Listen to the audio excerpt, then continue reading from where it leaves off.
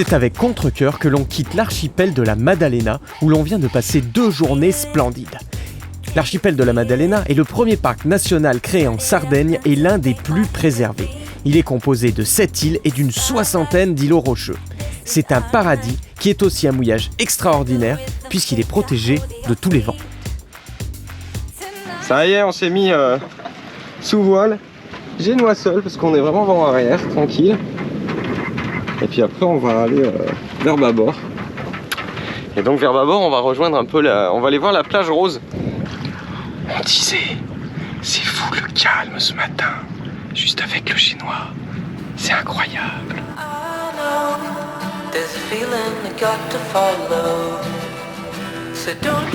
Ça fait tellement du bien de ressortir là. Franchement, les mouillages c'est bien. J'adore être au mouillage, c'est les vacances. Mais ressortir le bateau, se mettre sous voile, ça fait vraiment du bien quoi. Ouais, je sais, ça fait que 24 heures qu'on était au mouillage, mais ça m'avait déjà manqué. Alors là, je me suis mis à la barre parce qu'en fait, on peut pas barrer au cap. On est obligé de barrer au vent parce que comme il y a les îles, le vent tourne beaucoup. C'est-à-dire qu'il y a plein de petits îlots, donc le vent est en train de tourner dans tous les îlots. Donc le vent il vient pas tout le temps dans la même direction. Et ça pour le pilote c'est juste pas gérable. Et il faudrait qu'il ait une girouette pour pouvoir savoir d'où vient le vent et barrer au vent. Mais comme il barre au cap, en fait, et de temps en temps on se retrouve complètement vent de face et il perd complètement la vitesse. Donc c'est pour ça que là je reste à la barre moi. Alors oui je suis à la barre, hein. Je barre d'une main mais je barre. Tant que le vent est pas très fort on peut barrer d'une main. Voilà, et on se dirige toujours vers la plage rose qui paraît-il est magnifique.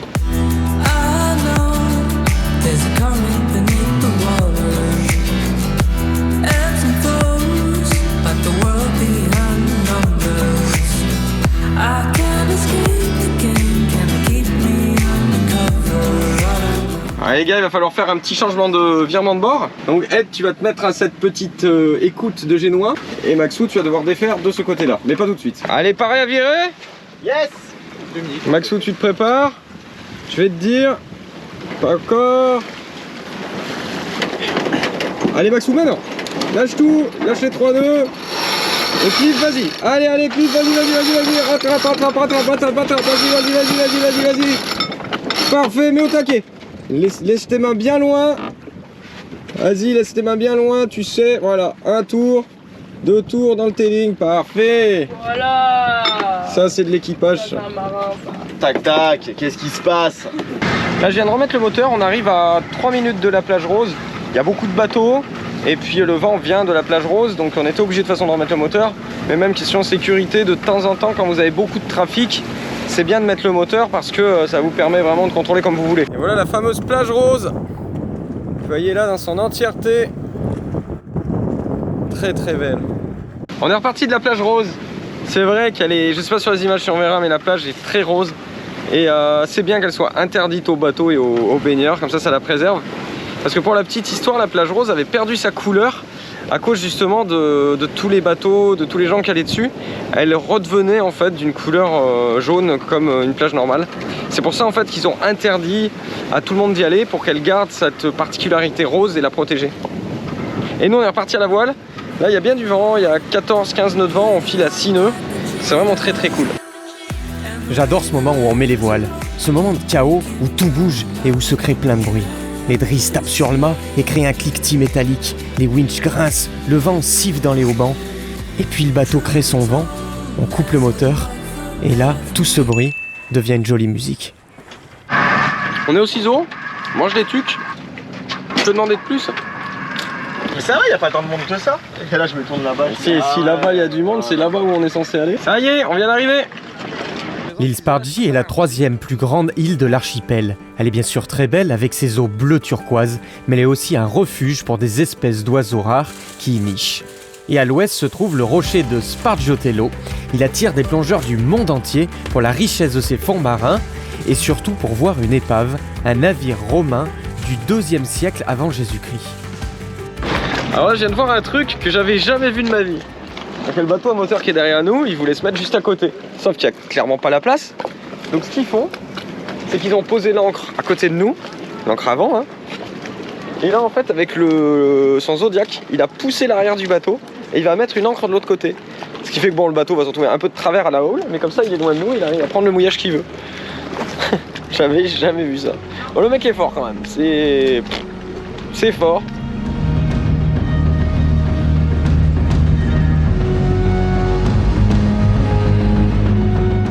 Alors là on part toute toile dehors du mouillage. Pourquoi? À cause de ça derrière, gros orage. Alors il était annoncé, hein, on avait vu sur les grids windy, là je les avais vus arriver les orages, mais pas aussi près de l'île. Donc du coup on se tire là où il y a du bleu. Moi j'aime pas les orages, c'est un truc vraiment j'aime pas. Je le dis dans toutes les vidéos, hein, les orages c'est vraiment un truc que j'aime pas. Et donc là on essaye de se casser là où il n'y en a pas. Et le problème c'est qu'en fait demain il n'y a pas d'orage, mais samedi il y a un gros orage qui prend toute la Sardaigne quoi, c'est partout. Donc là il va falloir qu'on se planque quelque part vers Olbia ou voilà, enfin vers un port quoi.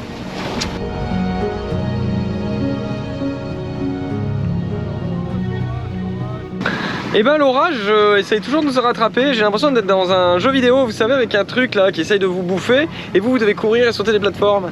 Sauf que là, faut juste bien régler les voiles pour se barrer. Mais il nous suit, hein. Bah, c'est sûr que s'il veut nous rattraper, il va y arriver, hein, le machin. Monsieur Edwin, vous êtes sur Corail TV, bonjour. Bonjour. Que vous donne à penser cet orage là qui nous poursuit? Bah écoute, pour le moment on arrive à le maintenir à distance. Oui. Donc j'espère qu'on va prendre un peu plus de vitesse pour arriver à bon port et trouver le soleil. Monsieur Maxou, bienvenue sur Corail TV. Maman, je passe à la télé, regarde, coucou.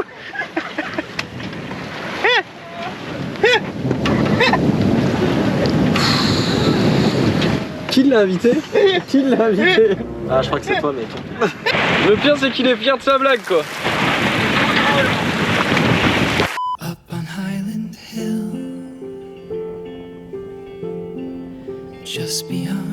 Alors, ce qui est marrant dans cette baie, c'est qu'en fait, depuis tout à l'heure, on est au bon plein. Alors, on est au bon plein, mais comme en fait ça tourne, en fait vous avez tout un couloir qui tourne comme ça, mais on est tout le temps au bon plein parce qu'en fait le vent tourne avec nous et donc c'est vachement bien parce qu'on a 13-15 nœuds de vent tout au bon plein alors qu'en fait on est en train de faire ça, c'est marrant.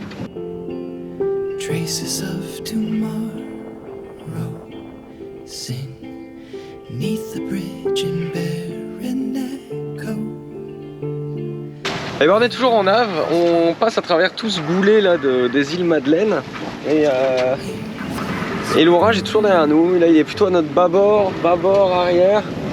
On essaye toujours d'y échapper, on fonce. On croise de très beaux bateaux, même si c'est sur fond nuageux, gris, moche, mais les bateaux sont magnifiques et ils nous croisent juste à côté par contre. J'avais ouï dire qu'en Italie la navigation était très rapprochée. C'est vrai au mouillage, c'est vrai en navigation, hein. Ils passent à 2 mètres quoi. Oh regardez ce qu'on voit passer, ils ont des mini petits spies, c'est trop chou. Oh ils sont tellement choux. Ils sont des tout petits spies. C'est trop marrant. Petit atelier réparation. Ouais. Du génois. Ah ça se passe bien? Ça se passe super bien, ouais. C'est long, J'adore hein. faire de la couture pendant qu'on navigue. Faut s'entraîner, imagine on fait une transat, tu pourras pas attendre le port. Hein. Voilà, c'est pas très joli, il faudra faire reprendre ça par un pro, de toute façon faut que je change la bande d'UV là, elle commence à être morte. Mais au moins ça tiendra pour cet été. Vous voyez derrière moi c'est large, c'est vraiment la haute mer, ça fait vraiment une différence. Je sais pas, on le sent, si vous voulez jusque là on était en mer, hein, mais on était abrité de plein d'îles, de la côte. Et là d'un coup on se retrouve face au large et c'est une grosse différence tant au niveau de la houle elle est plus grosse qu'au niveau de la couleur de l'eau est plus bleue et puis je sais pas, il y a une sensation, une odeur, un parfum, quelque chose.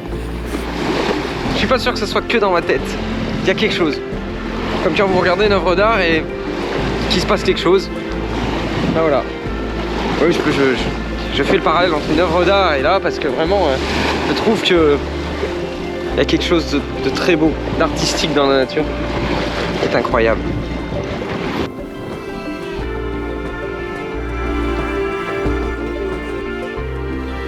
Et oui, après quelques heures de navigation, ça y est, on y est dans la Cala Coticchio. Certains l'appellent la petite Tahiti.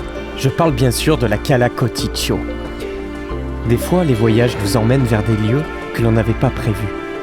Je n'aime pas tout prévoir, car à tout prévoir, on finit par manquer ces petits coins perdus, ces petits joyaux que personne n'avait indiqués sur les cartes. On dit souvent que le meilleur moyen de découvrir une ville est de s'y perdre. Cela vaut aussi pour les voyages en général. Et c'est bien le cas aujourd'hui. On a décidé au dernier moment d'aller à cette cala sans vraiment savoir pourquoi. Peut-être que j'avais lu quelqu'un qui disait que c'était un grand aquarium naturel, ou encore, je trouvais que l'abri était bien pour la houle du jour. Je ne pensais pas tomber sur un tel joyau. La Cala Coticchio est sur l'île Caprera, qui fait bien entendu partie de l'archipel de la Maddalena. Y accéder par la route est difficile, car il faudra compter une bonne heure de marche pour y arriver. En bateau, vous pourrez trouver des fonds entre 5 et 10 mètres de sable blanc avec une bonne tenue. Elle mérite vraiment son nom de petite Tahiti. La plage est magnifique, et dans l'eau se trouve une multitude de poissons, et même une raie que nous n'avons pas eu le temps de filmer. On a pris le temps de s'arrêter sur la plage, qui était déserte, et profiter de ce paradis en étant seul était vraiment sensationnel. On espère que la vidéo vous a plu, n'hésitez pas à vous abonner pour n'en rater aucune autre. Et si vous voulez apprendre à faire du voilier, on a créé une super formation en ligne et des guides numériques que vous retrouverez sur notre site internet www.voiliercorail.com. Fourni par Mickaël. Merci Mika. Merci, hein. Il me va bien.